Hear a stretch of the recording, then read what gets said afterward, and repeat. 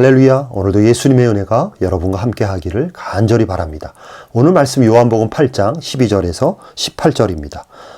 예수께서 또 말씀하여 이르시되 나는 세상의 빛이니 나를 따르는 자는 어둠에 다니지 아니하고 생명의 빛을 얻으리라. 바리새인들이 이르되 내가 너를 위하여 증언하니 내 증언은 참되지 아니하도다. 예수께서 대답하여 이르시되 내가 나를 위하여 증언하여도 내 증언이 참되니 나는 내가 어디서 오며 어디로 가는 것을 알거니와 너희는 내가 어디서 오며 어디로 가는 것을 알지 못하느니라. 너희는 육체를 따라 판단하나 나는 아무도 판단하지 아니하노라. 만일 내가 판단하여도 내 판단이 참되니 이는 내가 혼자 있는 것이 아니요 나를 보내신 이가 나와 함께 계심이라. 너희 율법에도 두 사람의 증언이 참되다 기록되었으니 내가 나를 위하여 증언하는 자가 되고 나를 보내신 아버지도 나를 위하여 증언하시니라. 12절 말씀에서 예수님은 나는 세상의 빛이다 라고 자신이 빛 자체임을 말씀하셨습니다. 그러니까 바리새인들이 황당해하면서 아니 자기가 빛이라고 말하는 것도 황당한 말이지만 어떻게 자기 입으로 자기 자신을 증언한단 말인가. 남이 증언해 주면 몰라도 자기가 자신을 증언하는 것은 너무 뻔뻔한 것이고 그것은 틀림없이 거짓된 증언이다 라고 바리새인들은 예수님을 비난하는 것입니다. 가령 어떤 사람이 선한 일을 행할 때 자기가 행한 일을 자기 입으로 말하고 다닌다면 설령 그 사람이 선한 일을 행했다 할지라도 별로 좋은 평가를 받지 못할 것입니다. 그러나 선한 일을 행한 사람은 아무 말도 안 하고 가만히 있는데 그 이웃 사람이 또는 선한 일로 도움을 받은 사람이 너무 고마워서 자원하는 마음으로 선한 일을 행한 그 사람에 대해서 좋게 말하면서 그 사람은 항상 선한 일로 세상에서 빛 같은 삶을 사는 사람이라고 칭찬해주고 증언해준다면 그러한 이웃의 증언으로 인하여 선한 일을 행한 사람이 저절로 높아질 것입니다. 그러니까 자기가 자신을 홍보하고 알리기보다 이웃이나 동료들이 홍보해주고 증언해줄 때 그 홍보와 증언이 더 신뢰가 가고 믿을 수 있게 된다는 것입니다. 그러나 예수님처럼 자신의 입으로 직접 자기가 빛이라고 말하게 되면 오히려 그 증언에 믿음이 안 가고 신뢰할 수 없는 증거가 된다는 것이 바로 바리새인들의 비난인 것입니다. 그러자 이에 대해서 예수님께서 말씀하시기를 14절에 보면 내가 나를 위하여 증언하여도 내 증언이 참된 것은 나는 내가 어디서 오며 어디로 가는 것을 알거니와 너희는 내가 어디서 오며 내가 어디로 가는 것을 알지 못하기 때문이라고 말씀하시는 것입니다. 이 말을 쉽게 말하면 사람들은 예수님이 누구신지를 모른다는 것입니다. 예수님이 어디서 와서 어디로 가는지를 모른다는 것입니다. 예수님이 하나님이시며 예수님이 하나님의 세계에서 오셨고 다시 하나님의 세계로 가시는 분인 줄을 인간들은 모른다는 것입니다. 예수님이 왜 빛의 근원이 되시고 예수님이 왜 빛 자체이신지를 사람들은 모른다는 것입니다. 진실로 사람들은 예수님에 대해서 제대로 아는 것이 없습니다. 그렇기 때문에 예수님은 스스로를 증언해 주셔야 합니다.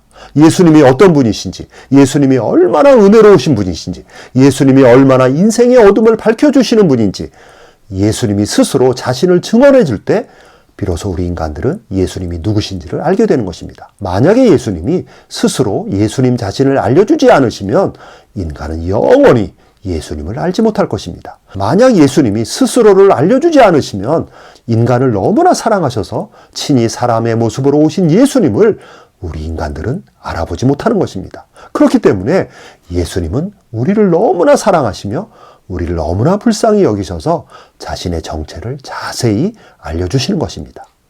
예수님은 자신이 빛이라고 알려주시면서 인생의 모든 어둠을 밝혀주신다고 알려주시는 것입니다.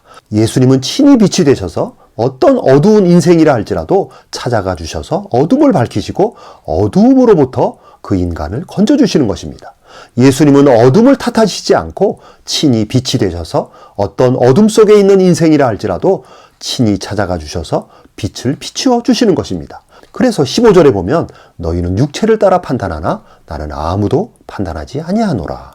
바리새인들은 출생 신분으로 사람을 판단하고 바리새인들은 사회 신분으로 사람을 판단했습니다.